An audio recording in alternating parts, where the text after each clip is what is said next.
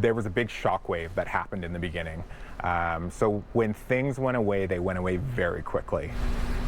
This is what a work conference involving hundreds looks like in 2021.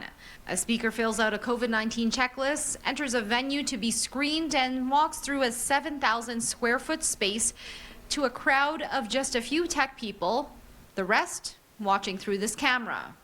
It's a pandemic approach for an industry not counting on normal by this summer. Every day I hear about a great Calgary event prof that has chosen to leave our part of the industry and move on to something else because the road back to return is just so unknown.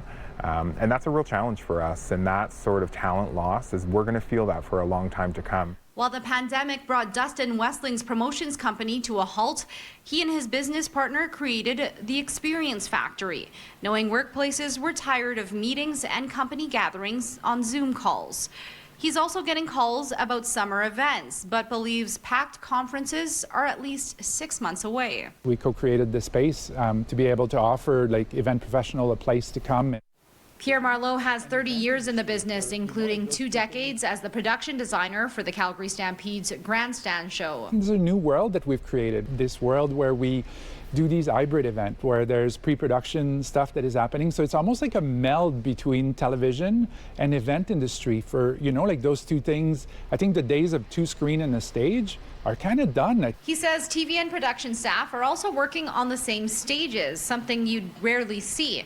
And events like The Gathering, a top-rated business summit for entrepreneurs, are becoming more accessible to people who would normally have to travel and spend 3 days in Banff. But they're both proceeding with caution. They don't see a full schedule to host conferences and events until the fall. We're optimistic that we're going to start to build, but I think we're realistic in knowing that we're going to come back up slowly. In Calgary, Crystal Ladaris, City News.